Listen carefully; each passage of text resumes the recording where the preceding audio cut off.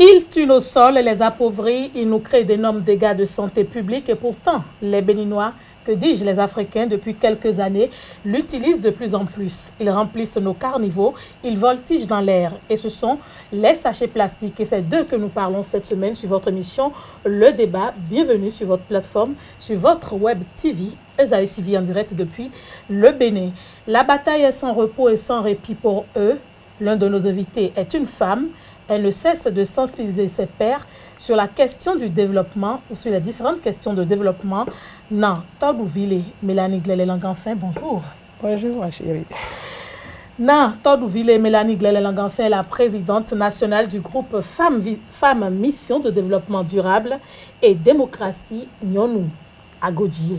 Elle va nous dire pourquoi cette domination, pourquoi ce regroupement, avant qu'on entame cette émission véritablement.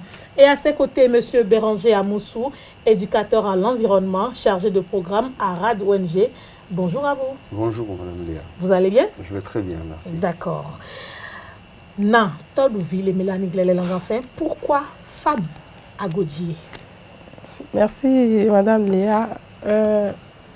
Nous, à Godié, c'est d'abord dans notre langue vernaculaire fond qui veut dire femme à Godié. Femme à Godié veut dire Amazon en français. Et la différence, c'est que quand on parle des femmes Amazon, on parle des femmes guerrières. Mais les Agodié, c'est comme les générales de guerre. Et c'est des femmes qui ne sortent pas n'importe comment.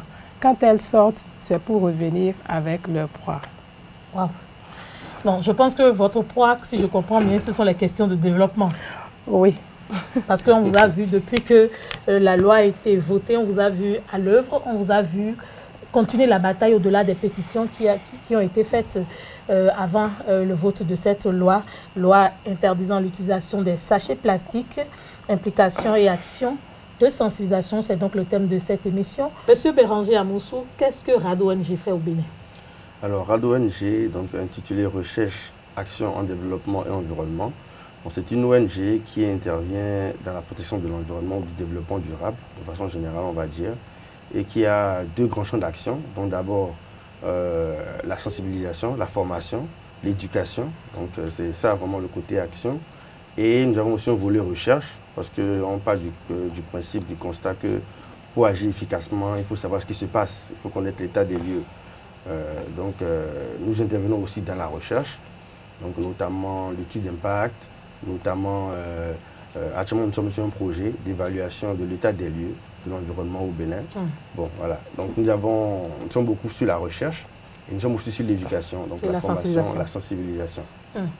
Mesdames et messieurs, Sandra Idossou, c'est à cette béninoise que nous devons la bataille médiatique autour de l'interdiction des sachets plastiques et les pétitions signées pour obtenir de la part de nos dirigeants cette prise de conscience en matière de santé et d'écologie. Et bien évidemment, après cette bataille médiatique, les députés béninois se sont saisis du dossier et depuis lors, depuis quelques semaines, nous avons une loi interdisant l'utilisation des sachets plastiques non biodégradables au Bénin. Et donc désormais, après 6 mois de sensibilisation, toute personne qui utilisera, qui produira d'une manière ou d'une autre des sachets biodégradables au Bénin sera évidemment punie. Et donc, c'est sur cette loi qu'est calquée cette émission de cette semaine. Monsieur Béranger Amoussou, le Bénin dispose d'une loi portant interdiction de production, d'importation, d'exportation, de commercialisation, de détention, de distribution, d'utilisation des sachets plastiques au Bénin. C'est une loi qui est dans sa formulation très longue, certes, mais qui prend en compte beaucoup de choses. Depuis que cette loi a été votée, qu'est-ce qui a retenu votre attention? Merci Madame Léa. Comme vous venez de le souligner, cette loi est assez complète. À part le mérite qu'elle a d'exister, cette loi aussi a le mérite d'avoir pris en compte vraiment toute la chaîne, donc tous les maillons de la chaîne de production, enfin tous les maillons de la chaîne. Importation, exportation, voilà, production. tous les maillons de la chaîne de l'utilisation, de la production des sachets en plastique non dégradables. Donc cette loi a effectivement le mérite d'être votée. Maintenant, après, il ne suffit pas qu'on vote une loi. Pour qu'elle soit mise en œuvre. On n'allait pas aller d'abord dans vos inquiétudes, je veux juste avoir votre avis. Oui, mais c'est une satisfaction globale, surtout au niveau de RAD ONG, qui fait de la lutte contre les sachets en plastique un de ses combats phares. Donc c'est une satisfaction, c'est une victoire pour le Bénin et pour RAD ONG particulièrement, que cette loi soit votée. C'est un grand pas de plus. Et nous avons vu les femmes Amazon, les Nyonou Agodji également, se mettre dans cette lutte pour qu'on interdise l'utilisation des sachets plastiques. Et depuis que la loi a été votée, les sensibilisations se poursuivent. C'est ça, Madame Léa. Mais d'abord, il faut reconnaître que les femmes Agodji étaient à l'Assemblée pour un sitting. Et après ce sitting, on a distribué des pétitions dans les casiers de chaque député. Et je dirais que peut-être c'est ça là qui les a inquiétés. Et dès qu'ils sont venus, ça a été un déclic. Et puis dans la semaine même, ça a été voté. Donc il fallait des gens pour appuyer les actions. Il faut, comment dirais-je, se mettre en une synergie entre organisation pour pouvoir faire évoluer les choses. Maintenant, après ça, voilà, la juridiction, le décor de la juridiction est planté. Qu'est-ce qu'il faut faire? Il ne faut pas laisser la population se chercher. C'est pourquoi l'ONG Nyonou Agodji, on a fait un planning de sensibilisation qu'on a débuté depuis le mois d'octobre. On était dans le département de l'OME et on vient de finir cette semaine même dans le zoo, où on a parcouru les 9 communes du zoo. On a fait des caravanes, on a sensibilisé dans tous les marchés. On a organisé une fois. Maintenant, pourquoi cette fois? C'est à travers nos recherches, on a constaté qu'avec notre amidon, on peut avoir les sachets biodégradables. Avec l'amidon de manioc, on peut avoir les sachets biodégradables. On a cherché des investisseurs, des gens qui sont déjà en train de travailler sur ça en Afrique du Sud, au Madagascar. On a fait venir la dame même au Bénin, ils ont rencontré le gouvernement béninois. Maintenant, il faut sensibiliser. Il faut sensibiliser les producteurs de manioc. Il faut sensibiliser celles qui font la transformation. Même à Porte-Novo, les femmes nous disaient qu'elles ont l'habitude de jeter l'amidon. Alors, il faut les conserver maintenant pour que ça soit utile pour quelque chose. Donc, nous, on est en plein maintenant dans la sensibilisation. Vous comptez aller dans les autres départements? La semaine prochaine, je suis à Tukuntuna pour la sensibilisation. Je peux rassurer les internautes que ça a été très difficile de les avoir sur ce plateau. C'est des gens très occupés. Donc, je pense que c'est la preuve véritablement que si nous voulons développer notre continent, si nous voulons développer nos pays, nous pouvons y arriver. C'est une question de volonté, de détermination et une question d'encouragement. Et c'est justement pour vous encourager que moi, je vous ai invité sur ce plateau cette semaine. Au-delà de la sensibilisation, c'est vrai qu'on va revenir plus amplement sur les mesures palliatives, puisque si nous laissons ou si nous cessons d'utiliser les sachets plastiques non dégradables, quelle est l'alternative pour les populations? Aujourd'hui, la loi a été votée. Quelles sont les dispositions qui sont importantes selon vous, M. Amoussou? Alors, bon, moi, avant de parler même du vote, pour moi, de cette loi, je voulais revenir aussi sur les actions de RAD en faveur de cette loi. C'est-à-dire que RAD ONGA est intervenu en amont, avant même le vote de cette loi. Nous avons organisé un atelier avec les acteurs concernés par la protection de l'environnement, où nous avons réfléchi justement sur la proposition de loi. À l'époque, ce n'était pas encore voté, c'était une proposition. Et suite à cet atelier, nous avons mis en place des commissions, donc des groupes de travail, qui ont réfléchi et ces différents travaux ont abouti à un plaidoyer que RAD ONGA a rédigé et qui a soumis aux autorités de l'Assemblée nationale afin qu'ils puissent prendre en compte les conclusions de nos travaux pour le vote de cette loi-là. Donc nous nous sommes essentiellement penchés sur le volet juridique, donc le contenu juridique et le contenu social aussi de cette loi-là. Bon, en ce qui concerne les aspects juridiques, on peut dire que la loi a été un peu, on va dire, silencieuse sur certains volets. Par exemple, la loi dit que c'est la Direction générale de l'environnement qui contrôle les sachets en plastique biodégradables, mais ce n'est pas précisé la manière dont c'est contrôlé, donc les mécanismes de contrôle. Ce n'est pas précisé du tout. La loi ne dit pas ce qui sera fait des sachets en fin de vie, parce que là, on veut mettre sur le marché des sachets en plastique non dégradables. Mais qu'est-ce qui sera fait des sachets en fin de vie biodégradables, pardon. Mais ce qui sera fait de ces sachets en fin de vie, on ne sait pas. La loi ne prévoit pas aussi des dispositions transitoires. On dit juste, dans les dispositions transitoires, justement, il y a juste 2 articles qui dit qu'on donne un délai de 6 mois aux gens pour pouvoir se conformer. Mais comment est-ce que les gens vont se conformer? On ne sait pas. Le Bénin ne va pas se lever tout seul pour commencer à recycler, pour mettre en place une filière de recyclage. Donc, il y a ces non-dits-là, ou bien ces... Qui vous inquiètent. Voilà, qui nous inquiètent. Aussi quand la loi nous dit, par exemple, que dans les mesures dérogatoires, la loi nous dit que de façon exceptionnelle, on peut permettre l'utilisation des sachets en plastique non dégradables pour la fabrication des produits, pour le conditionnement des produits. Par exemple, aussi pour, on dit qu'on peut avoir une autorisation spéciale pour les activités liées, les activités sanitaires, les activités militaires, on peut autoriser les sachets en plastique non dégradables. Donc c'est une brèche, c'est une porte ouverte.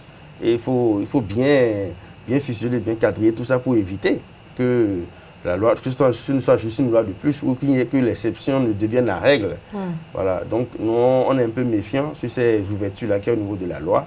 Donc, c'est vrai qu'il est prévu qu'un arrêté ministériel viendra préciser tout ce contenu-là, mais on aurait souhaité au niveau de RADDHO ONG que ça soit déjà quand même un peu mieux pris en compte dans la loi elle-même, que ces volets-là soient mieux précisés et que l'arrêté ministériel vienne davantage préciser le contenu.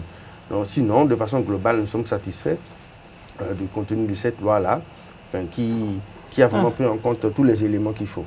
Bon, maintenant, pour répondre à votre question initiale, puisque la question, je ne l'ai pas oubliée, c'était de savoir, sensibilisation, d'accord, mais qu'est-ce qui se passe après le vote de cette loi-là? Je crois que c'est dans cette démarche-là que ma collègue, voilà, les femmes amazones sont. Il faut sensibiliser les gens, il faut porter l'information à leur connaissance, il faut une prise de conscience. Mais là encore, nous avons une inquiétude au niveau de RADDHO ONG, parce que comme je vous disais tantôt, nous sommes dans la recherche. Et nous avons voulu savoir, puisque ça fait le campus, l'université d'Abomey-Calavi est un exemple en matière d'interdiction des sachets en plastique non dégradables au Bénin. Cette expérience-là se fait depuis 2013 sur le campus. Donc, nous sommes allés enquêter, en fait. Nous avons mené une enquête sur le terrain. Ben, nous avons enquêté autant les productrices, donc ce que nous entendons par productrices, ce sont les vendeuses. Nous avons enquêté les consommateurs qui sont les étudiants. Nous avons également enquêté les autorités, donc qui sont les initiateurs de cette loi-là, pour connaître, pour voir comment un état des lieux. Vous voulez parler de la décision d'interdiction d'utilisation des sachets au campus. Au campus, voilà. Donc l'objectif était de faire un état des lieux, d'identifier les bonnes pratiques et les lacunes pour voir comment est-ce qu'on peut améliorer, dupliquer ça au niveau national. Actuellement, le rapport est en cours d'élaboration, de finalisation que nous allons soumettre au gouvernement. Ce que nous avons constaté, c'est que toutes les femmes, tout le monde a pris conscience, bon je parle exceptionnellement des femmes, alors elles ont pris conscience. Pourquoi exceptionnellement des femmes? Oui, parce que ce sont les vendeuses. Elles ont pris conscience. Il n'y a pas de vendeurs sur le campus? Si, bon, ne vous sentez pas... Dites les utilisateurs. Les vendeurs de Ceux-là, ça fait de la discrimination. Les utilisateurs, c'est un peu plus général. Non, il y a des hommes qui vendent sur le campus et qui utilisent des sachets. Faites la globalité. Vous allez comprendre pourquoi je sais que ce sont les femmes, parce que ce sont elles qui vendent les sachets. Vous avez cette manière de toujours nous attaquer. Alors, quand on demande aux femmes, est-ce que vous savez pourquoi est-ce que cette loi, pourquoi cette interdiction est venue sur le campus, elles répondent tout oui. On voit clairement qu'elles ont compris. Donc d'autres disent que c'est pour protéger l'environnement, d'autres disent que c'est pas bon pour la santé. Donc voilà, elles sont toutes d'accord. Mais quand on leur pose la question de savoir si elles sont prêtes à reprendre avec les sachets, si la mesure d'interdiction est levée, elles répondent toutes oui. Là, il y a un décalage. Elle dit que vous voyez bien qu'elles comprennent que c'est un danger. Mais s'il n'y a pas de mesures palliatives. Voilà. Il n'y a pas de mesures palliatives et non seulement ça, il n'y a pas de mesures compensatoires. Je prends l'exemple des sachets en plastique, des pure water. C'est ce qui se vend le plus sur le campus. Sachets d'eau. C'est ça. Donc interdire aux femmes de vendre des pure water, pour eux, c'est porter atteinte à leur activité. C'est toucher le cœur de leurs activités. Donc elles se rebellent. Voyez-vous. Donc dans les mesures, dans la sensibilisation, dans l'éducation, il faut qu'on prenne vraiment en compte cette dimension sociale, cette dimension économique de cette loi-là, parce que c'est toute une industrie qu'on veut toucher. C'est toute une machine qui est mise en place dans ce secteur des sachets en plastique non dégradables. Donc il faut vraiment associer les acteurs, il faut vraiment trouver les mesures transitoires. C'est vraiment dans ces mesures transitoires-là que la loi elle existe même. Nous avons regretté qu'il y ait juste 2 articles qui parlent des mesures transitoires. Vous l'avez répété. Voilà. Donc c'est vraiment dans ces mesures transitoires-là que tout se joue. Vraiment proposer des alternatives aux femmes ou bien aux gens. Rassurez-vous, vous allez proposer puisque vous êtes une ONG qui fait des recherches, vous allez nous faire des propositions parce qu'on est tous là pour participer au développement de notre pays. C'est ça. Na Todouville et Mélanie Glele-Lang, enfin, vous sensibilisez, vous êtes allés même jusqu'à rechercher d'autres expériences pour pouvoir trouver les mesures palliatives dont parle notre ami Béranger à Moussou. Mais aujourd'hui, quand vous allez sur le terrain, comment est-ce que vous donnez l'information? Qu'est-ce que vous dites aux populations? Moi, je ne vais pas parler de femmes. Qu'est-ce que vous dites aux populations? Qu'est-ce qu'ils comprennent de la mesure? Merci, Madame Léa. Je crois que, vu tout ce que vous faites sur les chaînes de radio, télé et tout, aujourd'hui, la population sait déjà qu'il y a une loi qui interdit l'utilisation des sachets. Maintenant, la question, c'est si on abandonne nos sachets-là, qu'est-ce qu'on va utiliser? Vous voulez remplacer ça avec quoi? Même les sachets à base d'amidon qu'on est en train de proposer, elles nous ont dit, c'est Talon qui a fabriqué des sachets, comme il n'arrive pas à vendre, vous avez sorti cette loi pour pouvoir libérer. Qu'est-ce que vous leur répondez? Je leur dis d'abord que vous êtes conscient que le sachet plastique porte atteinte à votre santé, c'est déjà bien. Maintenant, ensemble, on va réfléchir. C'est pourquoi on organise des séances de formation et de sensibilisation pour mieux expliquer et leur montrer les dangers qui les entourent. Maintenant, vous voyez, quand on va dans Abomey, par exemple, il y a une dame qui fait Akassa. Elle nous dit, qu'est-ce qu'il faut faire? Je leur dis, retourne carrément aux feuilles de teck, bananier et autres, que tu avais l'habitude. Parce que d'abord, nous-mêmes, là, Africains, Béninois, qui avons grandi au pays, on a encore envie de cet Akassa-là. Parce que Akassa, authentique, Akassa dans feuilles de teck, ça a une odeur. Feuilles de banane, les odeurs sont différentes. Donc, on a envie. Et le jour où on a fait le lancement de cette fois, on a présenté les repas qu'on est en train d'abandonner et qui est à base de qui a comme emballage les feuilles là. On a insisté sur ça pour leur présenter ça, à la population. Mais on ne peut pas dire de tout acheter dans les papiers de ceci, cela, c'est pas bien. Maintenant, il y a moi et nous on a travaillé un peu avec le ministère de l'Environnement ces derniers temps. On était même à l'atelier sur la proposition de loi avec les magistrats. Et je crois il y a des jeunes qui ont créé de l'emploi avec cette sensibilisation. Ils ont commencé par fabriquer des emballages avec les papiers. Oui, ici au Bénin, avec des papiers. Il y a des dames qui font des emballages avec du raffia, des emballages avec le tissu CITES ou les cotebles, les percales. Donc, il y a déjà les petits sacs réutilisables. Et maintenant, il y a aussi le sachet biodégradable. Donc, je crois qu'il faut beaucoup... Il y a des solutions. Oui, il y a quelques solutions. Si on peut en trouver d'autres, ça va être bien. Je veux toujours qu'on revienne aux solutions à la fin de cette émission. Qu'est-ce qu'on devient? Comment est-ce qu'on fait? Il y a plusieurs dimensions à aborder. On sait que le sachet est importé, exporté, ça coûte moins cher et pourtant les femmes ont du mal déjà à vendre dedans. La question est à vous deux. Mais aujourd'hui, si vous interdisez les sachets plastiques, il y a même des localités où, par exemple, pour prendre de la glace, on vous dit que parce que la glace est déjà dans un sachet, qu'on ne peut plus en redonner. Ça veut dire quoi? Ça veut dire que le sachet était déjà à moindre coût et que les populations ont du mal à en donner. Maintenant que vous voulez véritablement interdire, à quelle sauce seront mangées les populations?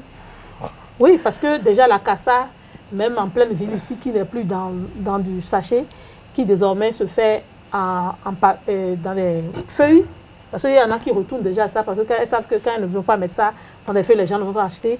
Mais celui que vous achetez déjà à 25 francs devient 50 francs, même 100 francs.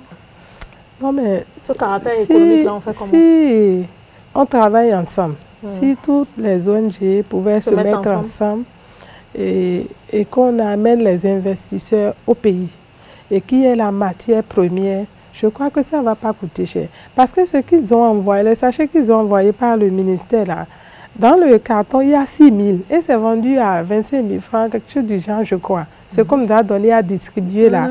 C'est comme des sachets de 5 francs. C'est vrai que... Mais dégradables. Mais dégradables. Je peux vous montrer ça tout à l'heure même. Voilà. Donc, je crois que si on a l'usine au Bénin, ça fait de l'emploi d'abord. Parce qu'il faut des gens pour travailler. Ça fait déjà de l'emploi qui est créé. Et maintenant, ça va nous revenir moins cher. Ça va nous revenir moins cher. Mais Madame Léa, moi j'insiste sur quelque chose. Oui, les repas dans sachet là, même si c'est sachet dégradable, moi je ne suis pas d'accord. D'accord. J'insiste sur ça. À travers mes sensibilisations, je demande aux femmes, quand tu veux prendre ton riz, amène ton assiette de la maison. Pour faire akassa, il faut faire ça dans feuilles de teck ou bien feuilles de banane. C'est des pratiques. Oui, mais ce que je dis maintenant, c'est que ça se fait dans des feuilles, ça se fait, mais ça coûte plus cher.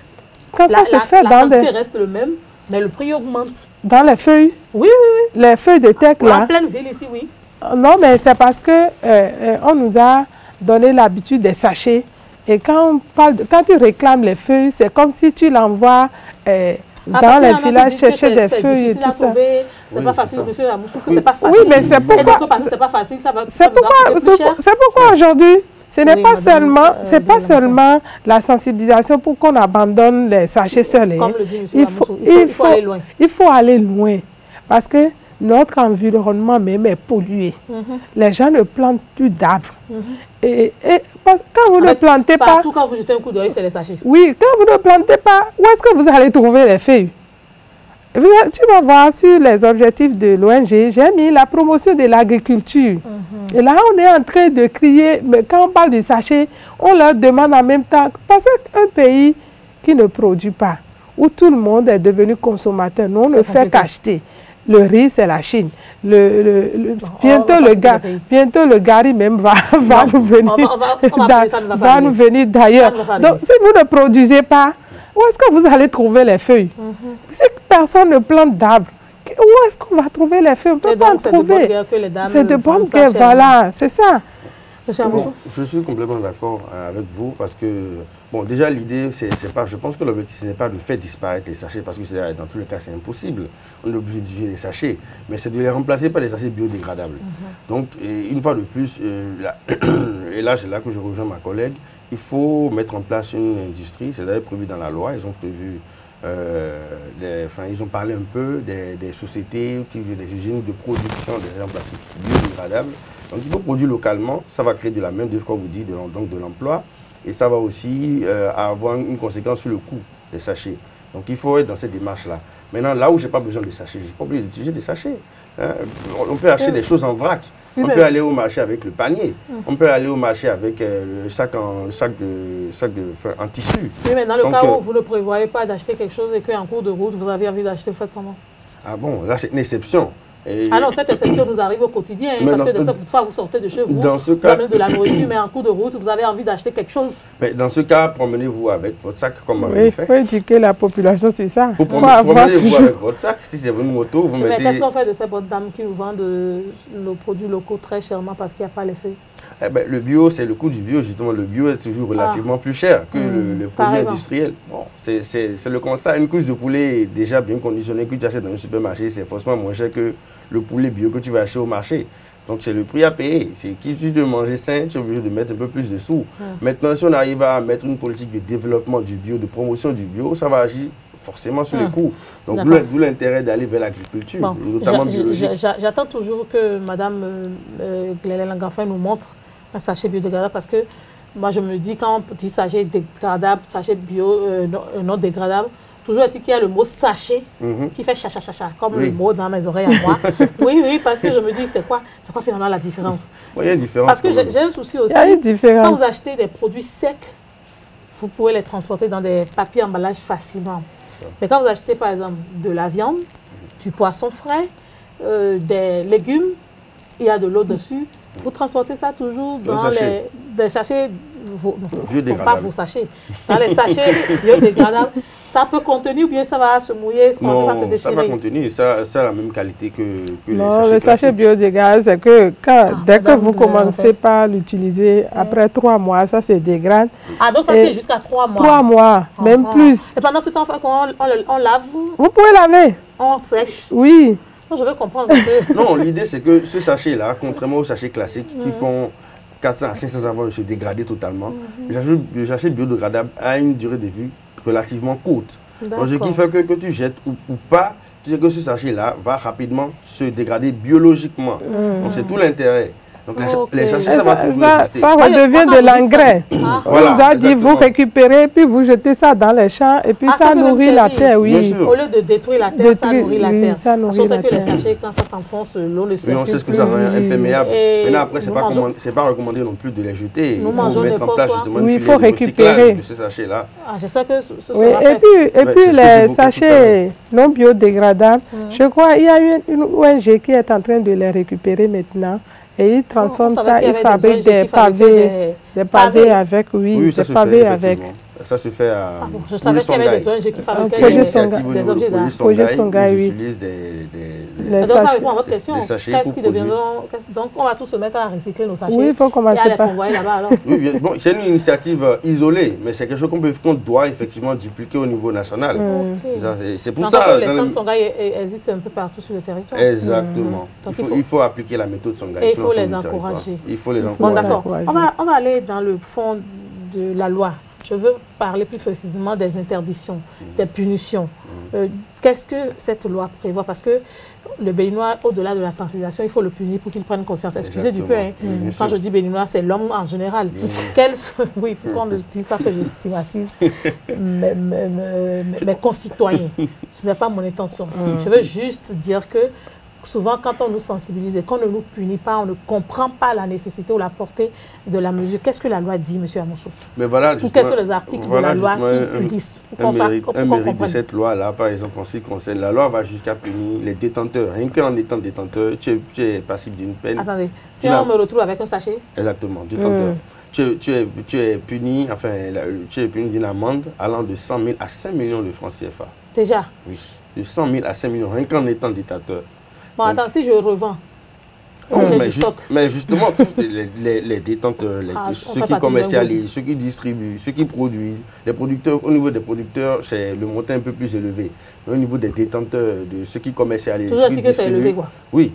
Et ça, c'est justement un grand point positif de cette loi-là. Ils ont mis la barre très haute pour pouvoir décourager les gens. Bon, maintenant, on espère que ça va se faire effectivement. Une chose est de prévoir ça, mais il y a une police environnementale. Bon, il y a tout un montage à mettre en place pour pouvoir réussir ça. Vraiment. Mais la loi, quand même, se mérite d'avoir prévu une amende assez élevée quand même. On va pour rester sur ça. décourager les gens. Oui. Décourager. Madame Mélanie Glélé-Langafin, n'a pas d'ouvillé. Monsieur Amoussou a dit tout à l'heure que c'est les femmes. Bon. C'est vrai que quand on est au marché, les plus grands commerçantes, celles qui utilisent sont le les plus. femmes. Donc, vous êtes d'accord C'est avec moi? nous. Non, on n'est pas totalement d'accord avec vous. On n'est pas totalement d'accord avec vous. Pour ces femmes-là qui aujourd'hui ont des stocks élevés, d'ici les 5 mois, parce qu'on vient de faire un mois, je crois déjà, d'ici les 5 prochains mois, qu'est-ce qu'elles doivent faire du stock dont elles disposent, qu'elles ont acheté? Parce qu'elles font ce commerce-là, elles vont en faire quoi? Est-ce que l'État a prévu les rémunérer ou les dédommager? C'est le mot qu'on a. Pour le moment, je n'avez pas eu vent de ça? Je n'ai pas eu vent de ça. Mais je crois, selon ce qu'on s'est dit à l'atelier de proposition de loi, je crois que le gouvernement doit mettre en place une mesure pour pouvoir récupérer. En contrepartie de quoi? En contrepartie de l'argent. Parce que c'est quand même un commerce, oui, elles ont investi là-dedans. Voilà, on va pouvoir récupérer afin de les aider quand même à souffler. Et déjà que c'est le gouvernement même qui travaille avec l'ONG qui va produire les pavés avec sachets et autres là. Je crois que cette mesure-là sera mise en place. Oui, mais votre affaire de pavés là, je vais vous en reparler. Attendez. Oui, c'est effectivement difficile. Comme ça, on n'arrive pas à imaginer. Oui. On me balle le pied dessus. Oui, mais c'est... on mélange ça avec... Oui, ils mélangent ça avec de l'argile, avec de la terre. Bon, moi, j'ai vu ça au projet Songhai. Oui, très costaud. C'est tout un processus, je ne saurais vraiment l'expliquer. Ça ne risque pas de se dégrader. C'est technique, mais c'est... Non, mais ça ne peut plus se dégrader. C'est la peau. On va manger pavé. Bon. C'est pour faire. Non, je pense que c'est une très bonne idée parce qu'effectivement, quand on sait que nos voies, on les construit et que quelques mois après, ça se dégrade, je pense que en arriver à ce processus de pavé non dégradable, pour sauver l'environnement et pouvoir faire de nos voies des voies éternelles. Je pense que c'est une bonne chose. Oui, c'est tout bénéfice. On a besoin de paver, on ne perd rien. Et puisque nous vivons sur des sachets, autant l'utiliser pour faire quelque chose. Donc, je pense que tu connais les femmes, hein, quand j'ai parlé de ça, elles ont dit, ah, donc on n'a qu'à commencer par recycler. Vous allez venir acheter, c'est ça? C'est ce que je me disais. Parce qu'on veut faire le bénéfice, on ne veut pas perdre le peu qu'on a investi dans son commerce. Parce qu'il y a ces femmes-là également qui font survivre leur famille avec ce qu'elles gagnent. C'est pour cela que je parlais de mesures compensatoires. Au-delà de cette amende, on va vous faire le sale boulot. Vous dites ce qui est prévu et nous on fait commenter autour. Non, au-delà de cette amende, il y a des peines d'emprisonnement. On peut même aller à la prison. Oui, il y a des peines d'emprisonnement au niveau de la loi. Alors je ne sais plus trop quel article le dit explicitement. Mais, aller en prison pour personne à sachet. Ah oui, bien sûr. Parce que c'est interdit, puisque la loi interdit aux gens de pouvoir l'utilisation, la production et la commercialisation de ces sachets-là. Et ceux qui vont s'entêter à... Ah, mais je cherche ma loi. Hein. Pardon? Bon, mais voilà, je vois. Peine d'emprisonnement. Donc, article 11. D'accord. Article 11. Donc, on dit toute entreprise qui produit ou importe des sachets en plastique en contravention des dispositions de l'article 5 est punie d'une amende allant de 10 millions à 20 millions de francs CFA et de l'emprisonnement de 3 à 6 mois ou d'une de ces deux peines seulement. C'est-à-dire, soit c'est cumulatif, soit c'est amende plus emprisonnement, soit c'est emprisonnement. De toute façon, dans l'un des cas, il vaut mieux ne pas être emprisonné, il vaut mieux ne pas payer d'amende non plus. Voilà, exactement. Donc je pense qu'il ne faut même pas récidiver. Maintenant, je pense que maintenant, il faut qu'on aille dans le fond de l'affaire. Des peines d'amende sont prévues. On peut même aller en prison si on importe, si on produit, si on... Non, pas consomme. Si on exporte. Si on détient des sachets. Mais l'éternelle question que vous avez soulevée, quelles sont les dispositions qui sont prises? C'est ça. Non, quand vous êtes allé à cet atelier d'appropriation de cette loi-là, quelles sont les mesures que le ministère de l'Environnement compte mettre en œuvre? Bon, à ce que je sache, et pour le moment, ils attendent le gouvernement. Il faut que la loi soit promulguée. Il faut que la loi soit d'abord promulguée. Et puis, ils sont en train de travailler déjà avec les investisseurs pour qu'il y ait implantation des usines afin qu'on puisse avoir le sachet biodégradable disponible. Et maintenant, il faut aussi importer. Pour le moment, il faut commencer par importer les sachets dégradables au pays.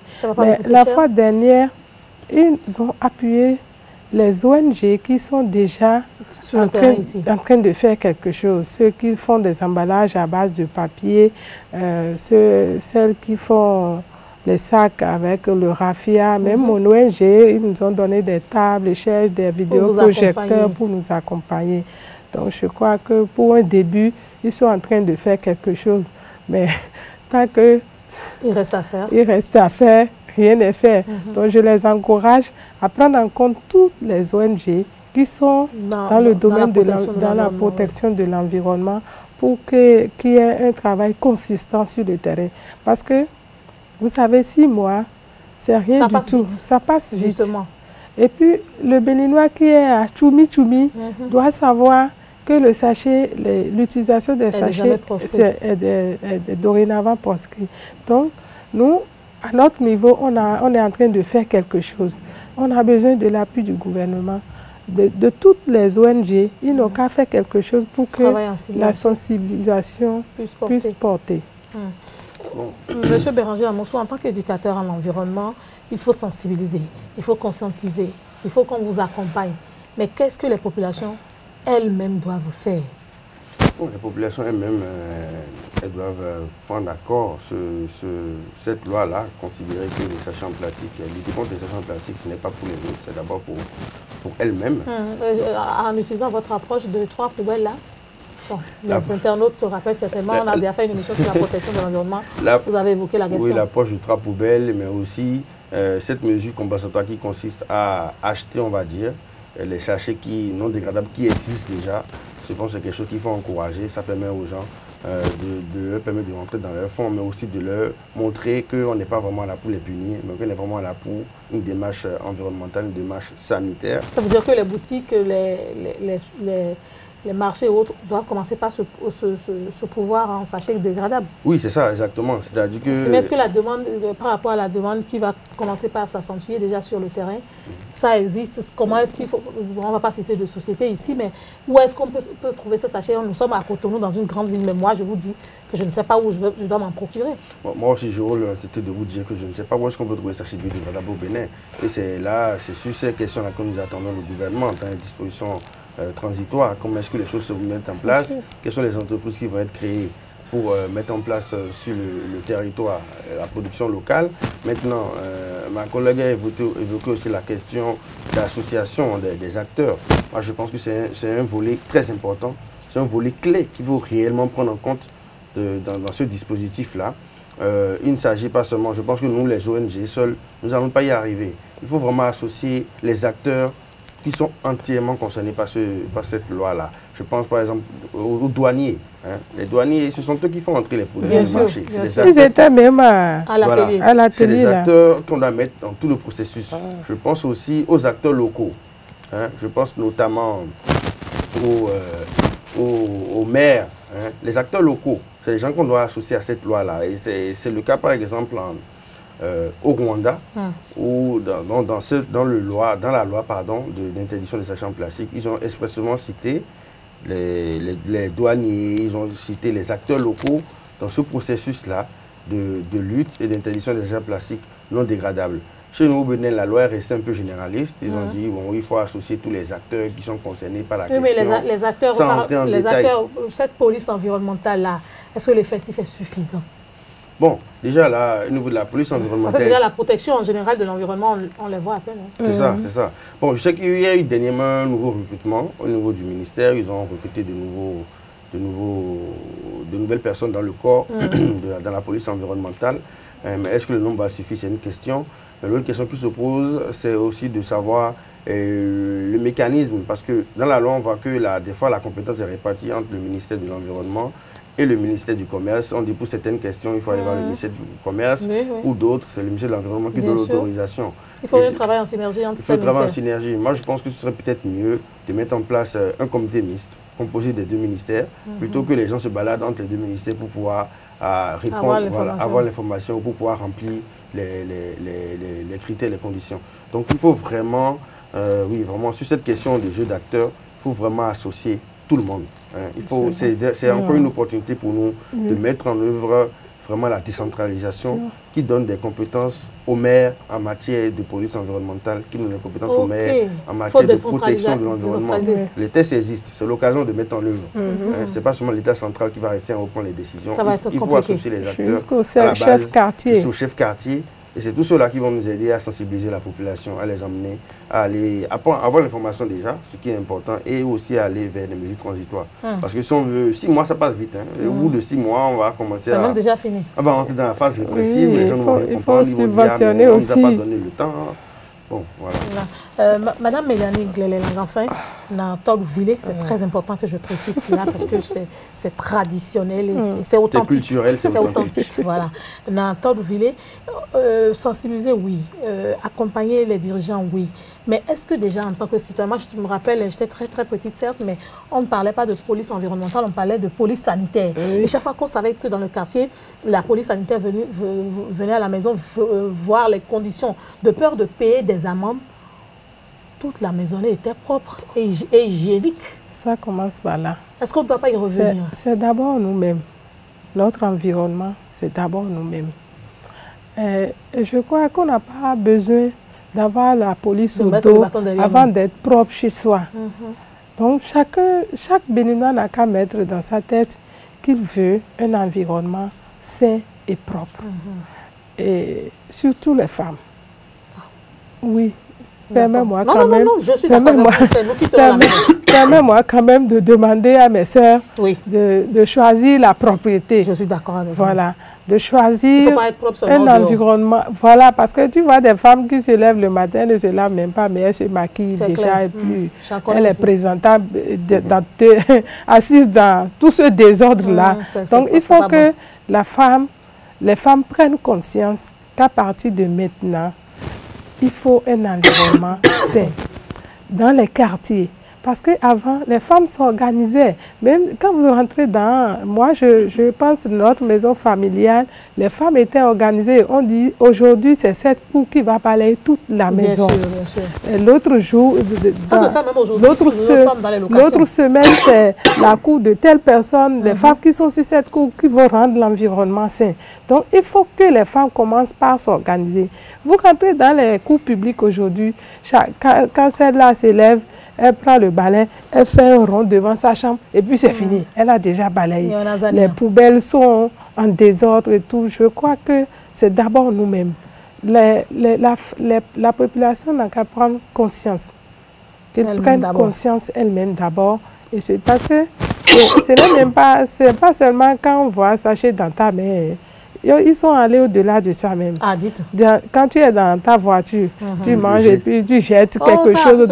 On te prend 25 000 à quelque chose, à 100 000, je crois, hein, comme amende. Et on t'emprisonne en plus.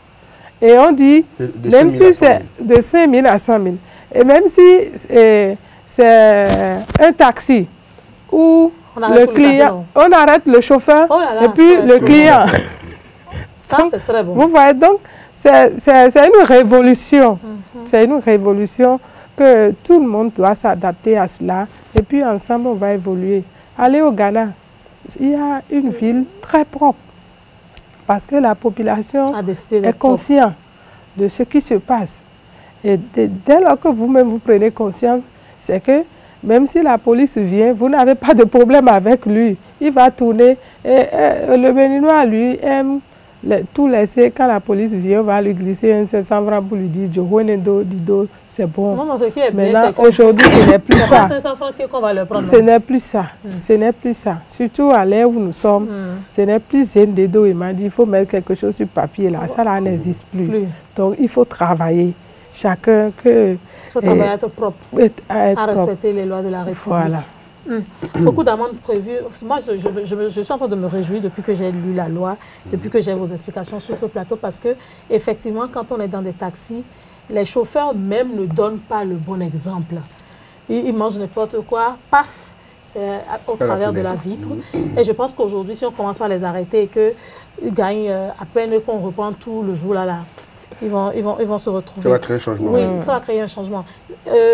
Si je retiens bien ce que Mme Langafé a dit, il faut que son cadre de vie soit propre. On l'a toujours dit ici, le cadre de vie doit être propre. Mais pour ces personnes-là qui ont des boutiques au bord de la voie et qui pensent qu'il faut juste balayer leur boutique et laisser la devanture, c'est-à-dire la voie publique.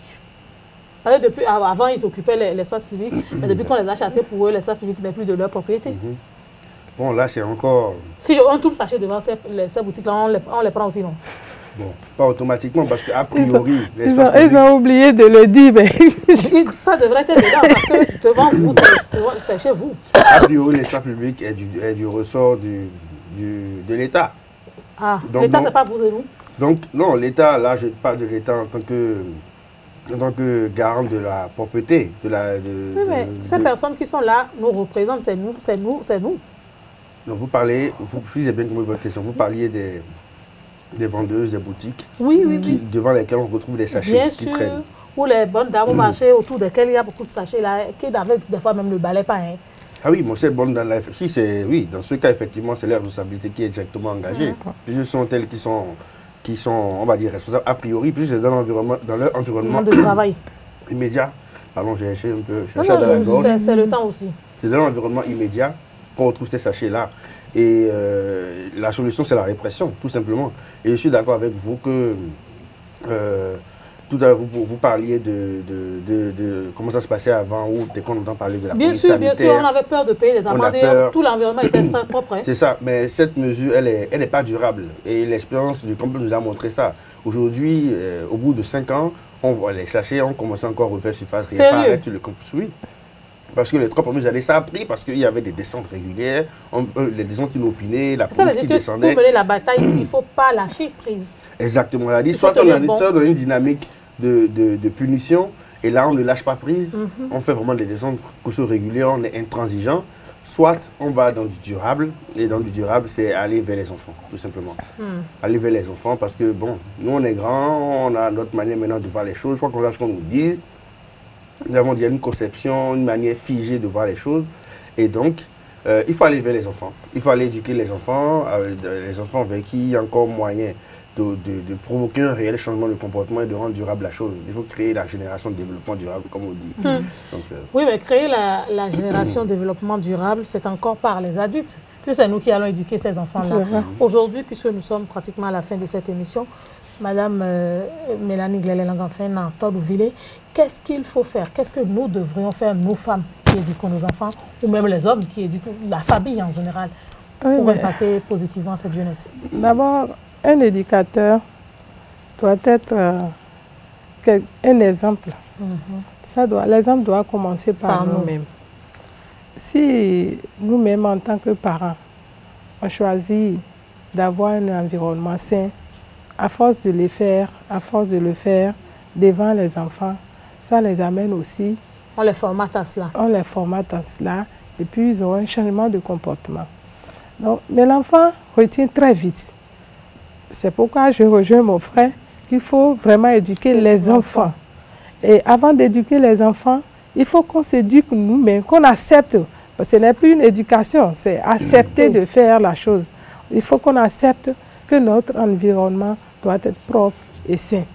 Et là, avec nos comportements, les enfants pourront s'adapter à notre volonté. Je crois que ça, tout commence par là. Chacun n'a qu'à se mettre dans la tête qu'il faut changer de comportement par rapport à son environnement.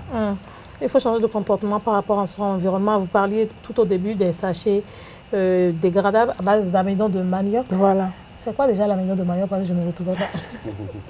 Non, je suis sérieuse, je ne me retrouvais pas. C'est-à-dire... Quand on veut préparer le gari, le gari, quand on veut préparer le gari, tu sais, après avoir... On râpe et puis on broie. Et après ça, il faut... Voilà. L'eau qui sort là, dès que vous laissez l'eau pendant un temps... C'est ça qu'on prend pour faire tapioca là? Oui, c'est ça qu'on prend pour faire tapioca. Voilà. Et là, c'est ça là, c'est l'amidon là qu'on veut utiliser maintenant pour faire ce sachet. Oui, mais puisque je peux, hein? Oui. Je vais voir si c'est costaud comme sachet, quoi. Ah, ça n'enlève de rien vraiment, hein? C'est plus léger. Oui, c'est un peu plus léger, effectivement. Non, j'ai la chance. Je vais voir si je peux mettre mon portable dedans. Ça va se déchirer. Il faut faire l'expérience. Non, non, ça, elle est consistant. Non, je pense que si c'est... Là, vous m'ôtez un doute, et ça veut dire que ça, au moins, ça peut prendre des produits congelés, des produits frais. Ça peut même prendre, comment on dit déjà, des légumes sortis d'usine. Et je pense que ce qui est bien aussi, c'est qu'il faut attirer l'attention et se dire également qu'il y a un arbre qui est dessiné dessus. Oui, oui.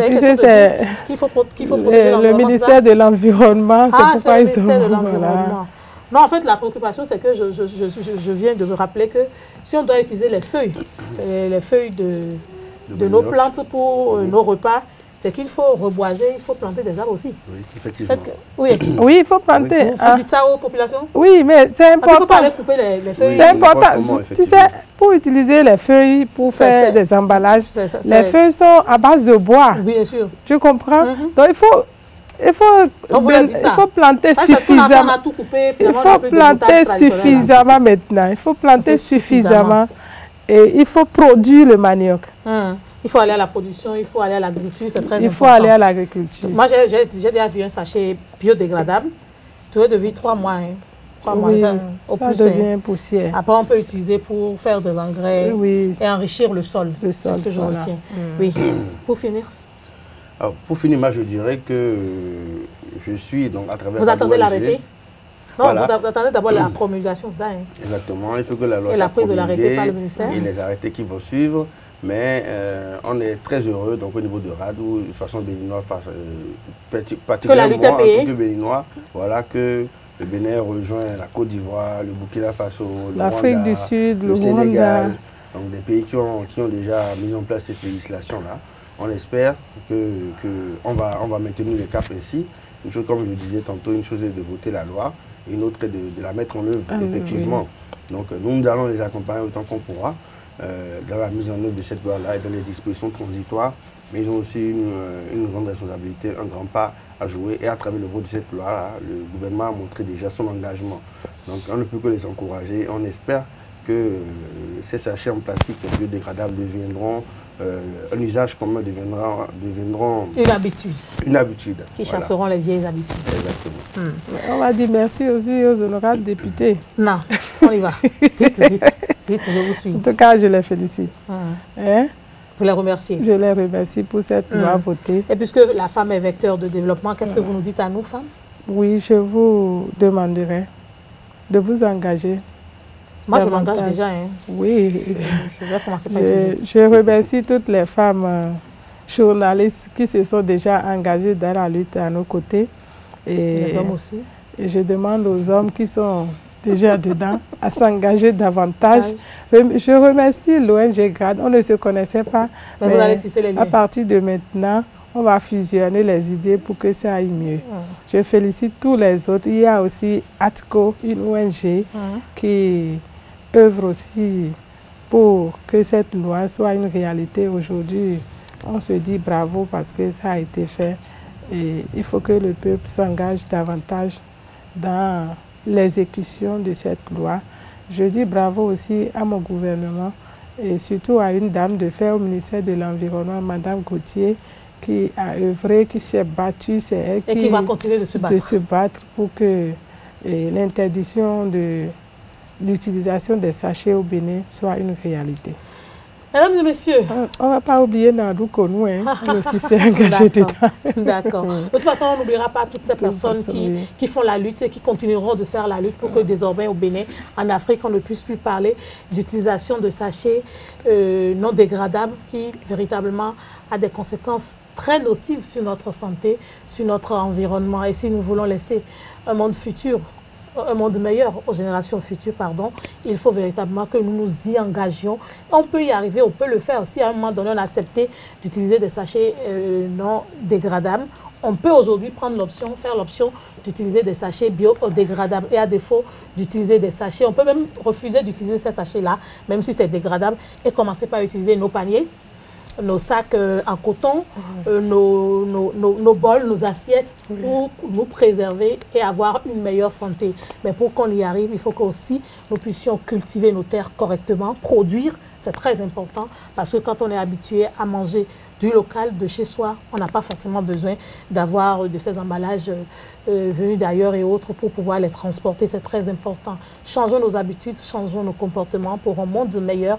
Merci à toute l'équipe qui m'a accompagné, à tous ces hommes qui m'ont accompagné. Les femmes, vous avez un grand devoir, une grande responsabilité, éduquer vos enfants à être meilleurs que vous, à ne pas refaire les mêmes erreurs. Mais si vous refaites les mêmes erreurs d'utiliser, d'importer ou d'exporter des sachets non dégradables, vous serez sous le coup de la loi, vous irez en prison même.